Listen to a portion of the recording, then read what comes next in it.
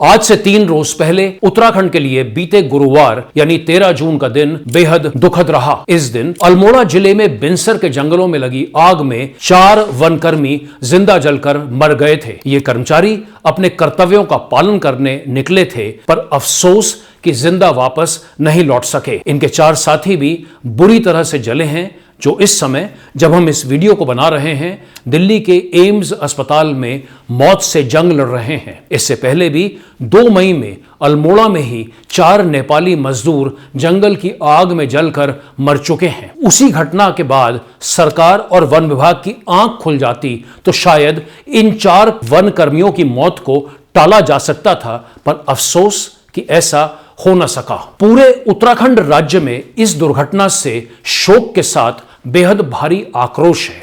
लोग इस दर्दनाक मौत का दोष जंगल की आग से कहीं ज्यादा भ्रष्ट और निरंकुश हो चुके सिस्टम को दे रहे हैं। सिस्टम को दोष देने की बात तो दूर की बात है, सिस्टम इतना असंवेदनहीन है कि मरने वालों के परिजनों को ढांढस बांधने अभी तक एक बार भी कोई मंत्री सांसद उनके दरवाजे पर नहीं फटका है। कुछ अखबारों ने जब ऐसे माननीयों की खोज खबर ली तो जवाब मिला कि मुआवजा तो बख्शा ही जा रहा है। संवेदनाओं के इन सवालों को अगर हम एक किनारे कर भी दें और छोड़ भी दें तो सवाल तो फिर भी जिंदा रहेगा कि आखिर क्या वजह है कि उत्तराखंड के जंगलों में इतनी ज्यादा आग क्यों लग रही है। इसी के साथ सवाल यह भी है कि लगातार हो रही इन मौतों का जिम्मेदार कौन है और क्या इन हादसों को रोका जा सकता था। इसके लिए और इन सवालों के जवाब ढूंढने के लिए हमें सबसे पहले उत्तराखंड के जंगलों को समझना होगा। उत्तराखंड में करीब 37,999 स्क्वायर किलोमीटर का वन क्षेत्र है, जिसमें से 25,863 स्क्वायर किलोमीटर यानी 68% का जंगल वन विभाग के पास है। यह रिजर्व फॉरेस्ट है जिसमें वन कानून चलते हैं और यहां मानवीय हस्तक्षेप नहीं होता। करीब 4,768 स्क्वायर किलोमीटर का जंगल राजस्व विभाग के पास है, जबकि 7,168 स्क्वायर किलोमीटर जंगलों का मैनेजमेंट वन पंचायतों के पास है। ये ऐसे जंगल होते हैं जहां आबादी होती है और जंगलों की देखरेख में गांव के आम लोगों की हिस्सेदारी भी होती है। प्रदेश के इतने विशाल वन क्षेत्र को 33 अलग अलग डिवीजनों में बांटा गया है। इसके अलावा उत्तराखंड में 6 नेशनल पार्क और 7 वाइल्ड लाइफ सेंचुरी हैं। इनकी निगरानी करने के लिए प्रदेश में 78 IFS अधिकारी तैनात हैं। इनकी मदद के लिए 120 से अधिक सब डिवीजन ऑफिसर, 250 रेंजर, करीब 415 डिप्टी रेंजर, 1719 फॉरेस्टर व 2800 से अधिक फॉरेस्ट गार्ड यानी वन बीट अधिकारी तैनात हैं, जिन पर हर साल अरबों रुपए का बजट खर्च होता है। इसके अलावा तमाम अन्य योजनाओं से करोड़ों का बजट सरकार और वन विभाग के पास होता है। ऐसे में एक बार फिर सवाल उठता है कि अफसरों, कर्मचारियों और योजनाओं की इतनी बड़ी तादाद के बावजूद उत्तराखंड में क्यों रिकॉर्ड तोड़ जंगल जल रहे हैं।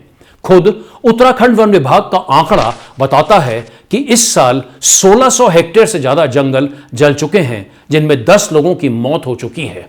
इसका सबसे पहला और सबसे बड़ा कारण सिस्टम, सरकार व अफसरों की घोर लापरवाही ही नजर आता है। दरअसल उत्तराखंड में हर साल 15 फरवरी से 15 जून के बीच फायर सीजन का समय होता है। ब्रिटिश हुकूमत के समय से ही हर साल जंगलों में फायर लाइन काटने का नियम बनाया गया था। फायर लाइन आग को एक से दूसरे इलाके में फैलने से न सिर्फ बचाती है, बल्कि यदि फायर लाइन काटी जाए तो आग खुद ब खुद बुझ भी जाती है। उत्तराखंड में फायर लाइन का काम जंगलों में नहीं बल्कि फाइलों में ज्यादा हो रहा है। सरकार हर साल फायर सीजन से पहले बड़ी बड़ी बैठकें करती है, पर बैठकों में तय किए गए बिंदुओं को ग्राउंड पर उतारा नहीं जाता। फॉरेस्ट अफसर अपने एसी कमरों से अधिकांश बाहर नहीं निकलते हैं। जंगलों में होने वाली गश्त पर भी ढेर सारे सवालिया निशान हैं।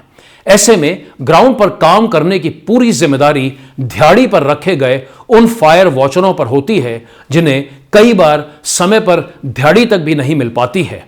इसलिए वह भी मन लगाकर काम नहीं कर पाते, जिसके अंजाम अल्मोड़ा जैसी घटनाओं के रूप में हम सबके सामने आते हैं। वन विभाग के पास लाइव सैटेलाइट मैनेजमेंट सिस्टम तो है, पर सिस्टम पहले ही उस इलाके के बारे में जानकारी भेज भी देता है जहां तापमान बढ़ रहा है और आग लगने की आशंका है, पर इस एडवांस तकनीक का भी फायदा पूरी तरह उठाया नहीं जा रहा है।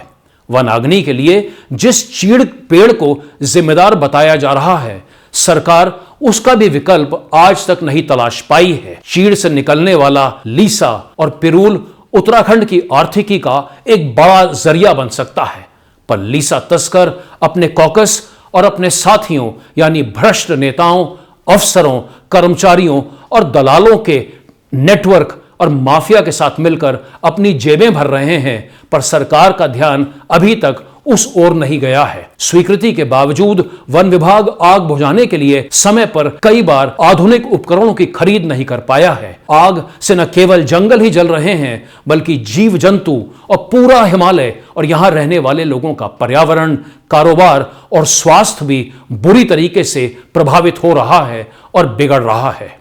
दोस्तों, जरा सोचिए, कल्पना कीजिए उन लोगों पर क्या बीत रही होगी जिनके परिवार इन घोर लापरवाहियों के कारण मारे गए।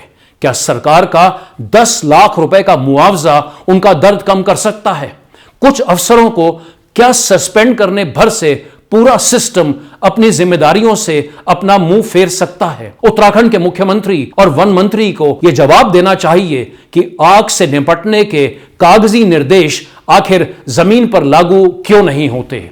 उनकी यह भी नैतिक जिम्मेदारी बनती है कि वो न सिर्फ उत्तराखंड बल्कि देश के लोगों को यह जवाब भी दें कि जंगल की आग से निपटने के लिए साल भर यानी पूरे 12 महीने काम क्यों नहीं होता।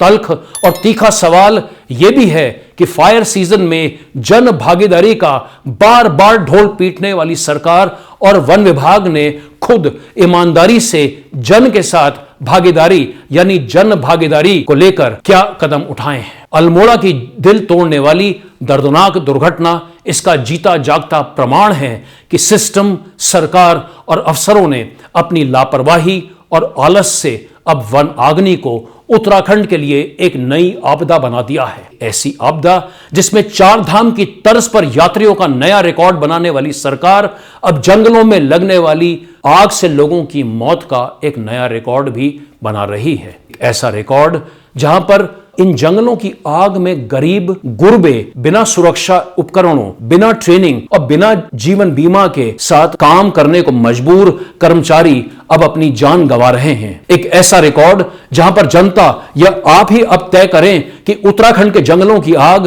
क्या नीति और कानून, पर्याप्त संसाधन, असल जनभागीदारी, तकनीक, प्लानिंग और कार्य के प्रति निष्ठा और ईमानदारी से कम हो पाएगी, या इसके लिए वर्तमान की तरह एक के बाद एक मीटिंग के दौर, अफरा तफरी का माहौल, सस्पेंशन और हेडलाइन मैनेजमेंट का मॉडल ही काम आएगा। जाने से पहले एक बार फिर से वनाग्नि में जान गंवाने वाले फॉरेस्ट गार्ड श्री दीवान राम, श्री त्रिलोक मेहता, फायर वॉचर श्री करण आर्या और श्री पूरन मेहरा, जो अब दुर्भाग्यवश हमारे बीच नहीं रहे, उन्हें विनम्र श्रद्धांजलि।